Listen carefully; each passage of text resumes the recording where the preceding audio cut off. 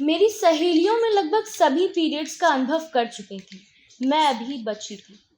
बची शब्द का इस्तेमाल इसलिए कर रही हूँ क्योंकि उस वक्त दिमाग में ये चलता था कि एक बार ये सिलसिला शुरू हुआ तो 40-45 के बाद ही थमेगा। जब तक हो सके बचे रहो। पर इससे बचने जैसा कुछ कहाँ था? पीरियड्स पर किसका जोर था? दिमाग में माइटोसिस और मियोसिस वाला लॉजिक चलता तो लगता कि पीरियड शुरू होने के बाद हाइट भी ठीक से नहीं बढ़ेगी। बाद में देखा कि हाइट तो कॉलेज पहुंचने तक थोड़ी बहुत बढ़ती रही। 8वीं क्लास में थी। दिसंबर का महीना था। तारीख याद नहीं पर दिन शनिवार था। ये इसलिए याद है क्योंकि उस दिन मैंने हाउस टी शर्ट के साथ सफ़ेद स्कर्ट पहनी थी। स्कूल से भी घर आई थी। कुछ अजीब सा लग रहा था। समझ में कुछ नहीं आ रहा था पर चिढ़ मच रही थी। मैं वॉशरूम गई तो कमोड में लाल रंग दिखा।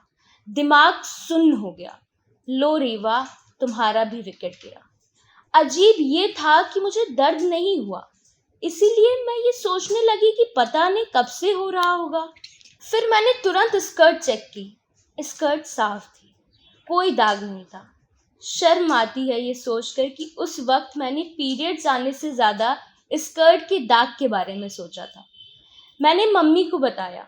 मम्मी किनारे ले गईं और सैनिटरी नैपकिन पकड़ा दिया, ये समझाते हुए कि इस्तेमाल कैसे करना है। मैंने उस नैपकिन का इस्तेमाल तो कर लिया पर बहुत असहज थी। एक अजीब सी बेचैनी थी। कुछ भी अच्छा नहीं लग रहा था। नैपकिन के साथ जीने की आदत नहीं थी, इसलिए मन कर रहा था कि कब निकाल कर फेंक दूं। दर्द नहीं हो रहा था। मुझे याद है उन दिनों पीरियड्स को लेकर मेरे मन में ये बात सबसे बुरी तरह से बैठ गई थी कि किसी को पता नहीं चलना चाहिए। मैं ठीक नहीं थी। डैडी ने नोटिस किया। उन्होंने पूछा तो मैं कुछ ठीक से बता नहीं पाई। रात भर बैठी रह गई क्योंकि अब दर्द होने लगा था और सोया नहीं जा रहा था। डैडी से ना बता पाने का बहुत बुरा लग रहा था।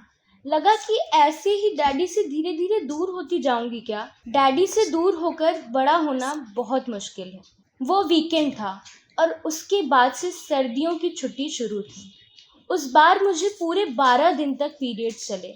मम्मी कई बार पूछती कि अब खत्म हो गया। मैं कहती नहीं। मैं इसे लेकर इतनी संकोचित होती जा रही थी कि मम्मी से भी डिस्कस करना ठीक नहीं लगता था। पीरियड्स के 7 दिन के बाद मम्मी घबरा गई। वो डॉक्टर को दिखाने की जिद करने लगी, पर मैं अपनी जिद पर अड़ी थी कि नहीं जाऊंगी।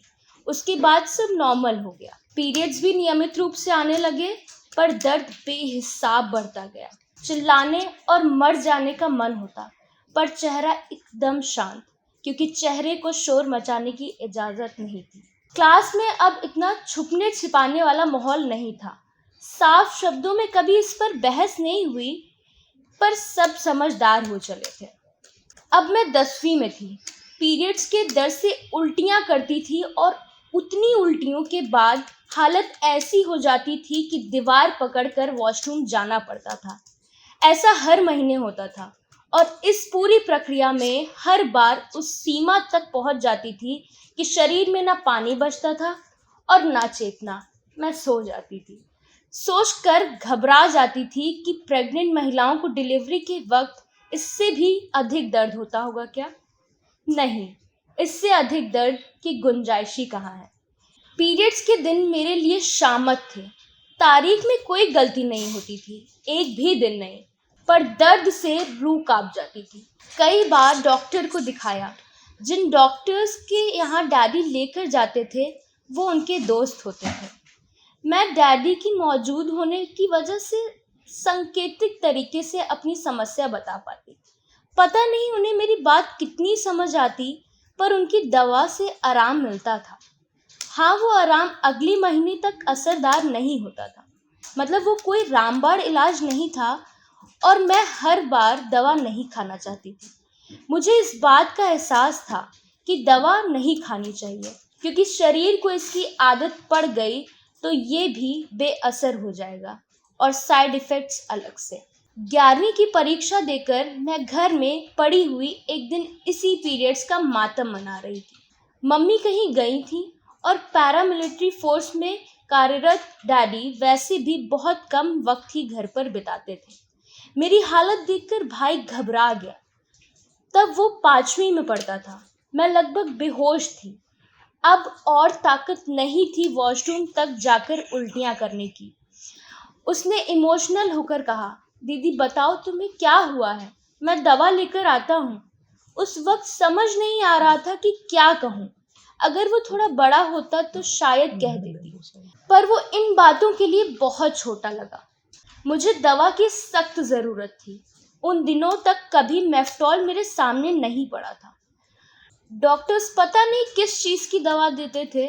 मुझे खाने का मन नहीं होता था, पर जीने के लिए एक खुराक खा लेती थी। मैंने भाई से कहा, कुछ नहीं बाबू, बस मेडिकल स्टोर वाले भैया से कह देना कि दीदी के पेट में बहुत दर्द हो रहा है, वो समझ जाएंगे। मेडिकल स्टोर वाले भैया और अंकल परिचित थे, इसीलिए मुझे लगा कि वो समझ जाएंगे। वो दवा लेकर आया। मैं पानी के साथ निगल गई। पूरी बायोलॉजी मेरे दिमाग में घूम रही थी। पता नहीं कितना साइड इफेक्ट होगा। बाबू थोड़ा और बड़ा होता तो शायद असली वजह बता देती।